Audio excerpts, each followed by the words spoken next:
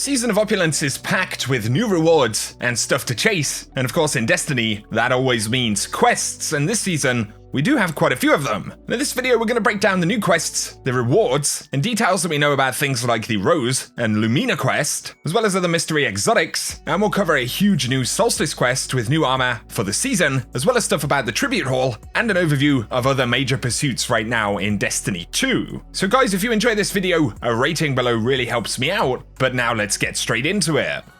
So before we talk about the first few things right here, of course, spoiler alert, we are going to touch on upcoming secret content and stuff for the game. And so let's speak about some of the exotic quests that we have remaining for this season. One of the big mysteries is Bad Juju. And we know that this is coming back because of its catalyst icon in the game, but otherwise in terms of the weapon itself, there isn't a whole lot of data about it. However, there does appear to be a secret kind of activity or mission in the game, and so it's called The Other Side, with the description reading, "Some bones live on after death." And that does sound very much like a potential Bad Juju quest. Interestingly though, one of the Solstice triumphs for this season is completing The Other Side alone and without dying.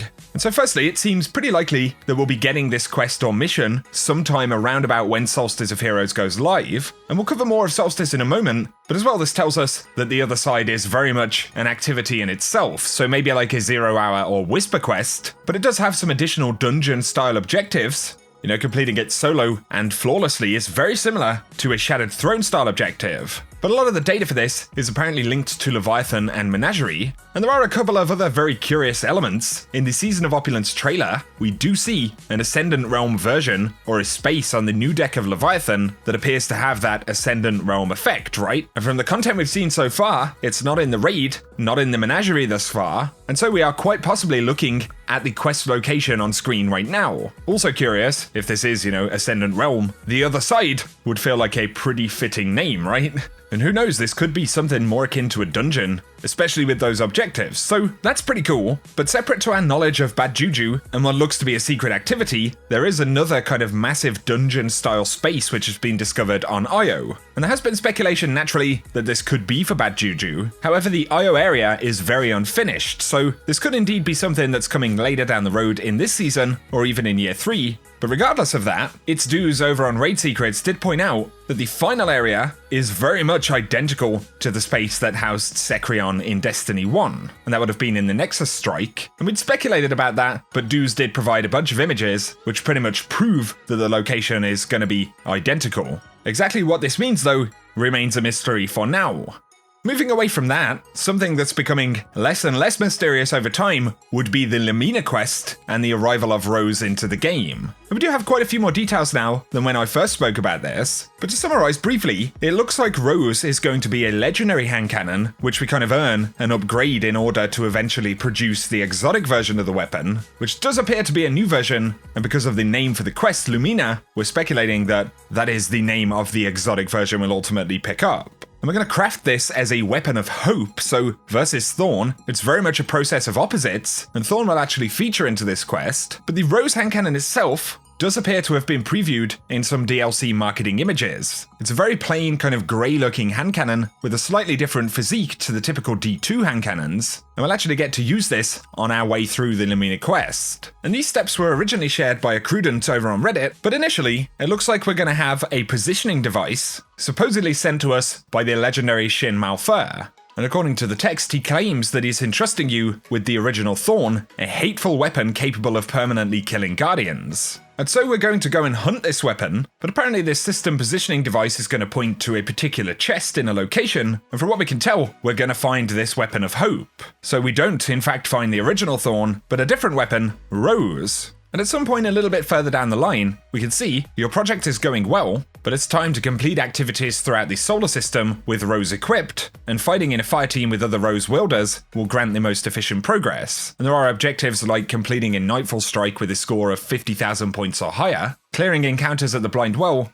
Black Armory Forges, or in Escalation Protocol, and after that, we'll need to enter the Strike Will of the Thousands with Rose equipped to reclaim Lost Light from Hive Crystals and defeat Zol. And so, these are the curious immune Hive Crystals that we can currently spot in Will of the Thousands. And according to this, objectives must be completed in a single run through the activity, and progress isn't saved across multiple attempts, so presumably you have to hunt all of those crystals in one run. And then this is where Thorn factors in again. We need to neutralize the Thorn's intrinsic darkness with the strength of our light, and defeat Guardians with hand cannons as a team, generate orbs of light for fellow Guardians, and defeat invaders in Gambit before they have killed any of your teammates. So there will be the more kind of competitive or PvP focused section of this quest, and it seems pretty likely that hand cannon kills, orbs of light, will probably be tracked with individual requirements. And then following this, we'll need to restore Rose's perks to prepare the gun for its future transformation. And that is presumably where the weapon is going to turn from this very kind of boring grey hand cannon into the highly ornate exotic that we see here. We don't know an awful lot about how the perks for the weapon are restored, but there is a lot of other text data which suggests even more objectives. So regardless, because we are forging our own path with this weapon, the quest is certainly going to be pretty involved, and that one does launch on July 2nd. We also see perks for Lumina now.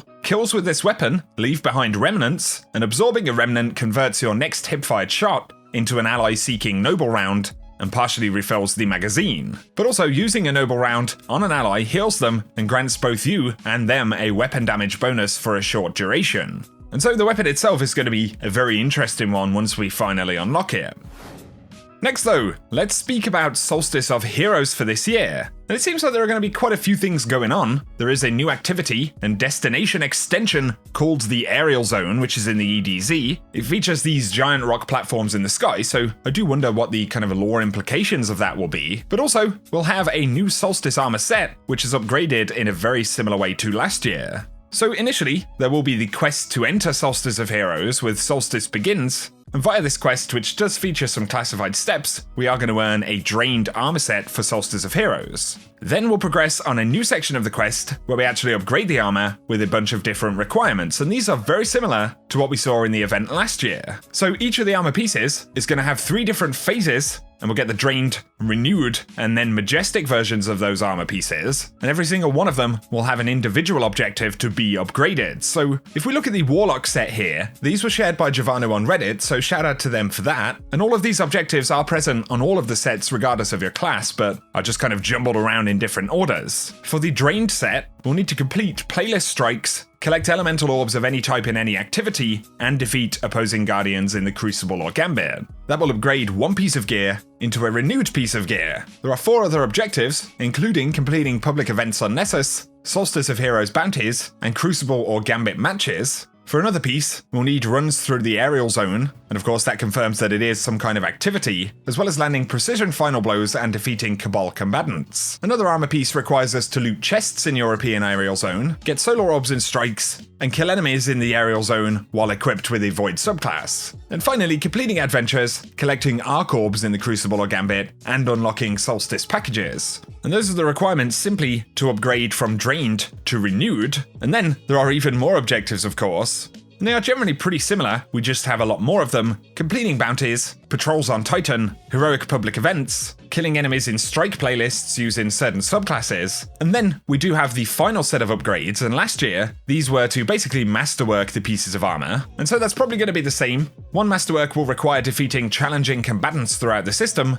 another requires a reset of Season 7 Valor rank in the Crucible, completing the dungeon Shattered Throne in the Dreaming City with a fireteam of 2 players or fewer, running playlist strikes with clanmates, and completing a Prestige Nightfall with a score of 200,000 or more. And so getting the full Masterworks is definitely going to be a fairly involved process. So that's new info that we have on Solstice of Heroes, but also there will be the Tribute Hall and Moments of Triumph for this year, and Tribute Hall triumphs offer tributes for various NPCs in the game, and obviously we're going to be able to turn these tributes in at the new Tribute Hall space when it launches on July 9th, but otherwise there are some curious and potentially associated items, things like Lost Treasure, and this could be linked to the Tribute Hall, or perhaps some other kind of offering upon the Leviathan. We do have the heroic version of Menagerie coming up, and as we spoke about, there are a specific few rewards for that, including the Izanagi Catalyst and reprised Tier 1 class swords. Otherwise, outside of what appears to be 2 more upcoming exotic quests or pursuits, the truth has already launched into the game. Pardon the pun, there. But of course, we have covered that one, the chest locations, items you'll need, and the full guide to obtaining truth, so I'll link that one down below if you want to check it out. But otherwise, this season, there is a quest for Iron Banner to acquire the new armor. So the quest is called Headstrong,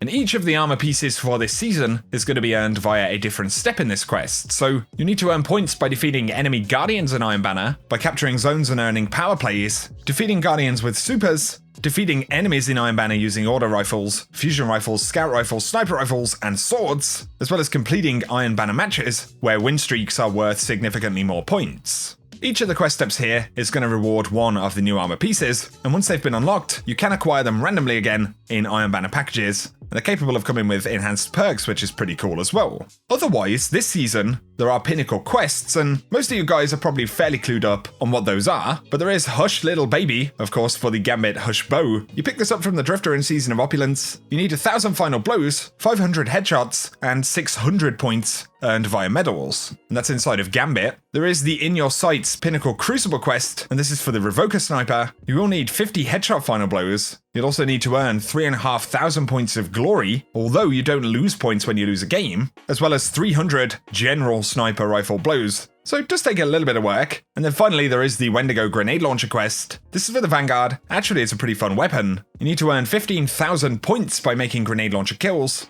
1,500 final blows on enemies, as well as 500 multi-kills. But otherwise, that pretty much sums up all of the quests inside of this season, and in particular, I think it'll be very interesting to see how we get Bad Juju, what that kind of secret activities will be for, and the Lumina quest as well, because despite the fact that it is a hand cannon, we have seen a lot of those, it looks at least like Bungie are mixing up exactly how the quest works a little bit. So let us know your thoughts on any of that stuff, guys, but thanks as always for tuning in. If you have enjoyed the video, a like below really helps me out, and if you're new to the channel, be sure to hit subscribe if you want to keep up to date with everything related to the game. Otherwise, for now, whatever you guys get up to, I hope you have an awesome day.